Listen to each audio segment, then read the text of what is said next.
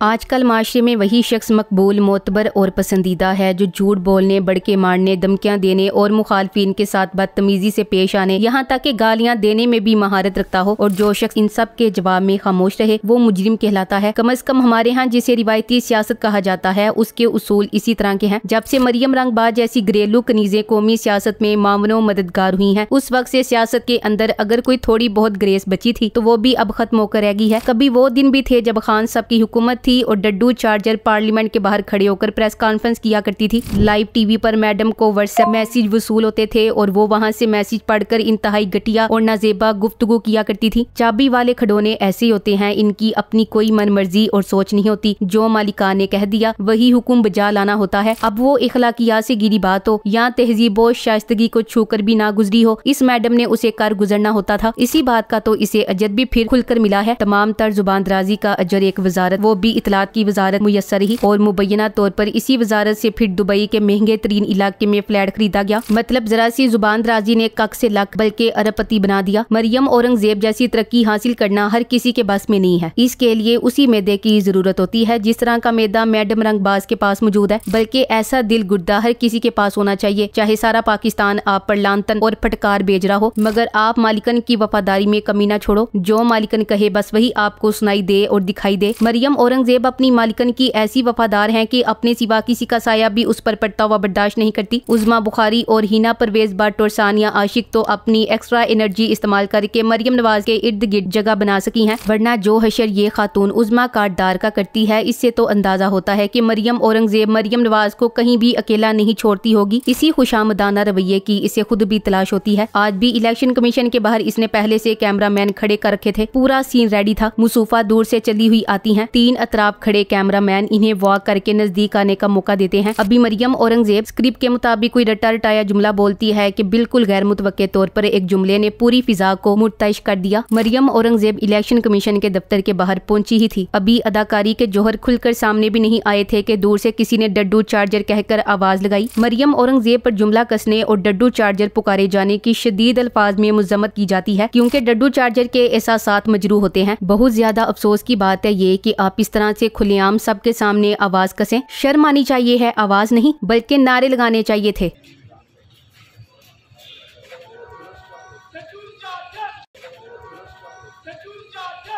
डड्डू charger ही होए। डड्डू charger कहने पर ये चौंक तो ऐसे गई जैसे इसे भी इस नाम से उनसियत सी हो गई है। क्या भला कोई खुद को डड्डू चार्जर समझ सकता है? अजीब बात है, ये तो बहुत ज्यादा ही खुद को डड्डू चार्जर समझे बैठी हैं। सेनेटर वजीर पंजाब फरमाती हैं कि केकड़े बरामद करके GDP बढ़ाएंगे। आइडिया तो अच्छा है, मगर मेंढक भी तो बरामद करके GDP बढ़ा सकते हैं। हमारे मुल्क में तो पहले ही डड्डू बहुत ज्यादा है। कहीं मरियम औरंगजेब उर्फ डड्डू चार्जर को डड्डू बरामद करने पर इस नस्ल के खत्म होने का खतरा तो नहीं? केकड़े ही बरामद करने हैं तो फिर डड्डू भी बरामद करो। मरियम औरंगजेब से ज्यादा अच्छी तारीफ मरियम नवाज की कोई और कर ही नहीं सकता। माइजा और हिना परवेज तो चापलूसी से बड़े ट्वीट करती हैं, जबकि मरियम औरंगजेब नानी के आगे पीछे फिरने और नानी की तारीफ पर कसीदे कहने में कमाल फन रखती है। लेकिन इस बार जो उज़मा ने नानी की शान बयान करते हुए कहा कि मरियम नवाज एक ग्राउंड टू अर्थ खातून है, तो सुनकर ही सारा पाकिस्तान अशश करते उठा है। उज़मा ने एक बार फिर मरियम औरंगजेब को जहालत में मात दे दी है। यानी कनीजों में अगर हम तकाबुल करें कि ज्यादा जाहिल और ज्यादा उजड़ कौन सी कनीज है, तो पता चलाना मुश्किल हो जाएगा। यानी इनका आपस में इतना कोई सख्त मुकाबला चल रहा है। उज़मा की इतनी खूबसूरत अंग्रेजी के कौन ना कुर्बान जाए। इन्होंने अपने बाल धूप में गोल्डन नहीं कराए, बल्कि किसी बहुत अच्छे पॉलर से सर्विस का नतीजा है। अब सारा सोशल मीडिया पूछता फिर रहा है कि ये ग्राउंड टू अर्थ क्या बला है मैडम, इसका मतलब क्या है आखिर? इसका जवाब भी एक बार खान साहब ने बजाते खुद दिया था। और क्या लेवल है खान साहब का, जिस अंदाज से वो बंदे की बेइज्जती करते हैं। हमने सारी जिंदगी डाउन टू अर्थ सुना है, मगर यहाँ ग्राउंड टू अर्थ सुनकर मेरा हासा नहीं रुक रहा। इस पर खान साहब के तारीखी अल्फाज याद आ रहे हैं कि ये लोग ज्यादा पढ़े लिखे भी नहीं और ना तालीम हासिल करना चाहते हैं। कोई बात नहीं, होता है दुनिया है। छोटे छोटे शहरों में ऐसी बड़ी बड़ी जुगतें चल जाया करती हैं। वैसे एक बात तय हो गई है कि बाजी की कनीजें बाजी से भी ज्यादा नालायक हैं। साबिक वजीर इतलात मरियम औरंगजेब की मुख्तसर तारीख पर बात करें तो इनकी शरीफ खानदान के साथ बेलौस वफादारी की वजह समझ में आती है। इसी वफादारी को साबित करने के लिए ये खातून कई बार इखलाकियात के दर्जे से बहुत नीचे गिरी है। इसकी माँ ताहरा अशरफ होली फैमिली अस्पताल में 8वें ग्रेड की हेल्थ वर्कर थी। 1990 में उसे नवाज शरीफ की मां की खिदमत के लिए 2 महीने के लिए बतौर नर्स प्राइम मिनिस्टर हाउस भेजा गया। वहाँ वो नवाज शरीफ की आंख को ऐसी बागी कि 8वें ग्रेड की वर्कर को 70वें ग्रेड पर नाकाबिल यकीन तौर पर पहुंचा दिया गया। हालांकि उसकी तालीम सिर्फ मिडल थी। इसके नतीजे में उसने मुस्लिम लीग नवाज के वर्कर मिस्टर औरंगजेब से शादी करने के लिए अपने साबिका शोहर से तलाक ले ली, जो इस्लामाबाद म्यूनिसिपैलिटी में 10वें ग्रेड का मुलाजिम था। अगले 10 सालों में वो नवाज फैमिली के करीब से करीब तर होती गई कि नवाज शरीफ की वालिदा इंजेक्शन से मुतल्लिका इलाज उसकी निगरानी में करवाने को अहमियत देती थी। उसकी जायदाद एक कमरे के किराए के घर से बढ़ती हुई 6th रोड पर एक शानदार 3 कनाल के बंगले और 2 मार्केटों के जिनकी कीमत करीब 80 करोड़ और अपारा मार्केट में एक डिपार्टमेंट जिसकी कीमत करीब 18 करोड़ थी तक पहुंच गई। मरियम औरंगजेब की मां, जो अब ताहरा औरंगजेब बन चुकी थी, ने 2001 में मुशर्रफ कैंप ज्वाइन करके नवाज शरीफ को गद्दार वतन करार दे दिया। इसके सबूत वो टीवी इंटरव्यूज हैं जिनमें वो मुशर्रफ का दिफा और नवाज शरीफ को बेईमान सियासतदान कहती नजर आती है। ताहरा औरंगजेब ने तहरीरी माफीनामा लिख कर नवाज शरीफ से माफी मांगकर दोबारा 2008 में नवाज लीग ज्वाइन कर ली। नवाज शरीफ की वालिदा ने इसे माफ कर दिया और इस शर्त पर उसे सेनेटर बना दिया गया कि वो दोबारा कभी नवाज शरीफ को धोखा नहीं देगी। ताहरा औरंगजेब ने इस बारे में बतौर सबूत तहरीरी इकरारनामा भी दिया। फिर 2013 में नवाज शरीफ की मां ने नवाज शरीफ से कहा कि ताहरा के पहले खामन से पैदा हुई बेटी मरियम, जो ग्रेजुएट भी नहीं थी, को सेनेट में एक सीट दे दे। अब हालिया सूरत हाल ये है कि ताहरा औरंगजेब साहिबा, जो एक गरीब तबके से ताल्लुक रखती